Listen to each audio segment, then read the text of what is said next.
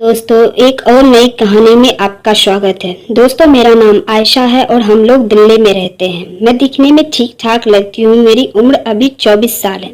मेरी शादी को 9 साल हो गए थे, पर हमारा अभी तक कोई भी बच्चा नहीं हुआ है।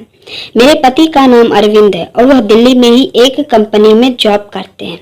हम दोनों एक दूसरे से बहुत प्यार करते थे। मेरा पति भी दिखने में बड़ा ही हैंडसम है।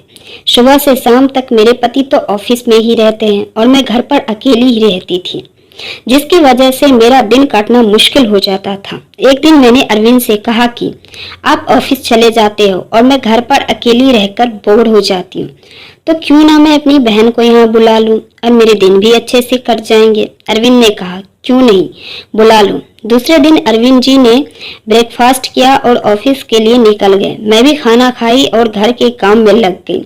सुबह के 10 बज रहे थे, तभी डोरबेल की घंटी बजने लगी और मैंने जैसे ही दरवाजा खोला तो बाहर उर्मिली खड़ी थी।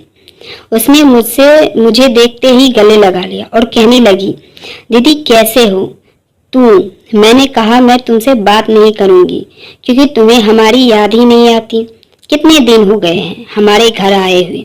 उर्मिली ने कहा, आज आ गई हूं ना, अब मैं यहीं रहूंगी। मैंने उर्मिली के लिए चाय बनाई और हम दोनों चाय पीने लगे। बहुत सारी बातें हुई और बातों बातों में उर्मिली ने मुझे पूछा, दीदी जीजू जी तुम्हारा ख्याल रखते हैं कि नहीं? मैंने कहा, तुम्हारे जीजू मुझसे बहुत प्यार करते हैं और मेरा ख्याल भी रखते हैं।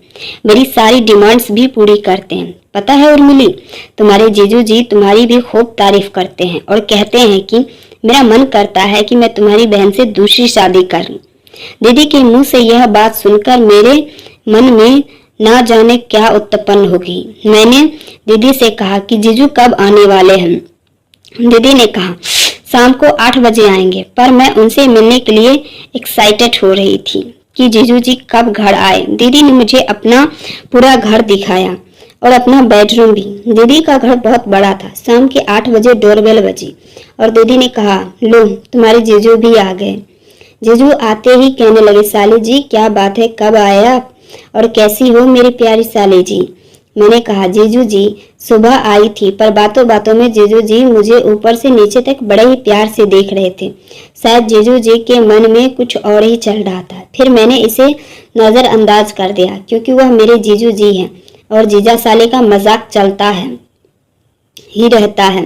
पर कुछ दिन बाद धीरे धीरे जीजू जी कुछ ज्यादा ही बढ़ चढ़कर मजाक करने लगे। एक दिन की बात है, दीदी को कहीं काम से बाहर जाना था तो दीदी चली गई। मैं और जीजू घर पर थे। जीजू जी मेरे साथ खूब हंसी मजाक करने लगे।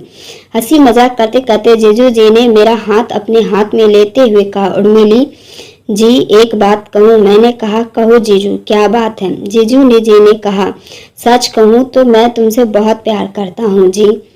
तुम मेरी हो जाओ, मैं तुम्हारी सारी ख्वाहिशें पूरी करूंगा और तुम्हें सारी खुशियां दूंगा। मैंने जीजू से कहा, जीजू यह आप कैसी बातें कर रहे हैं? यह गलत है। अगर दीदी को पता चल गया तो दीदी मेरे बारे में क्या सोचेगी? जीजू ने कहा, तुम्हारी दीदी को बताएगा कौन?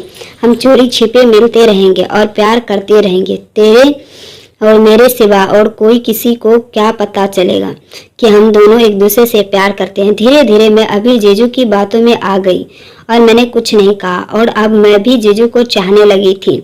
मैंने और जीजू ने मस्त वाला क्रिकेट खेलना शुरू कर दिया और 3 घंटे तक हमने मस्त वाला क्रिकेट खेला। जीजू क्रिकेट खेलने में माहिर थे और उन्होंने खूब चौके छक्के लगाए। क्रिकेट खेलने के बाद हम दोनों काफी थक चुके थे और हम दोनों आराम करने लगे। जीजू मुझे बहुत प्यार करने लगे। मैं दीदी के घर 1 महीना रुकी थी और खूब मजे भी किए। जानती हूँ कि यह सब गलत है, पर मैं जीजू से प्यार करने लगी थी और वह भी मुझे बहुत चाहते थे। धीरे धीरे दीदी को हमारे प्यार के बारे में सब कुछ पता चल गया और दीदी ने अरविंद से डाइवोर्स ले लिया। कुछ ही दिनों बाद हमने शादी कर ली और मैं अब उनके बच्चे की माँ भी बनने वाली हूँ। तो दोस्तों, कहानी अच्छी लगी हो तो वीडियो को लाइक करें, शेयर करें एंड कमेंट करें। Thank you for watching my video.